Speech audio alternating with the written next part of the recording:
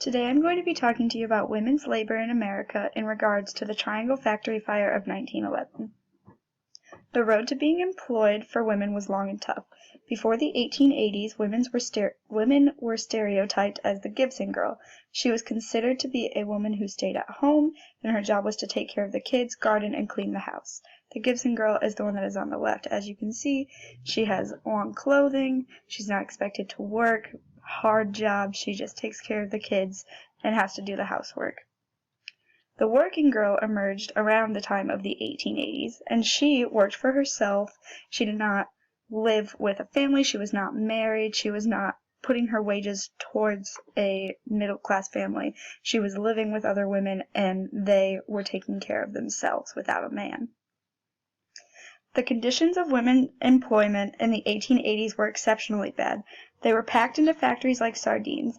They did not have windows open in the factories, which made the summertime awful for employees because of how hot it got. They also did not have good air quality, so they were breathing in dirt and dust all day. They worked 12 to 14 hours a day and hardly got breaks, and especially did not get paid enough because minimum wage laws were not yet in place. The Triangle Waste Factory was located in Manhattan in New York City. It was in the Ash Building, owned by Max Blanc and Isaac Harris. The employees were mostly women as young as 14, and most of them were recent Italian and Jewish immigrants.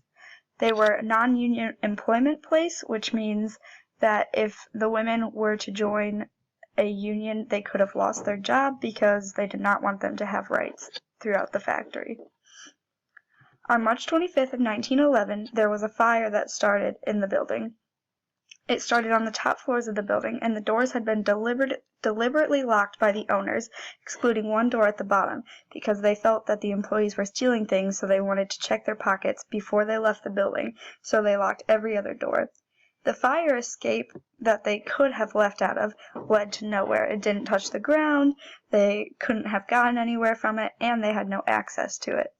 And then the firemen ladders, who were only volunteer firemen at the time because firehouses and firemen, I guess, they had not joined up together. They were not getting paid. They did not have a lot of resources. They were just volunteers. So 146 of the 500 workers died that day, and many chose to jump rather than burn to death, which is often compared to 9/11 because they had no way of getting out of the building, so they just decided to jump so they didn't have to suffer.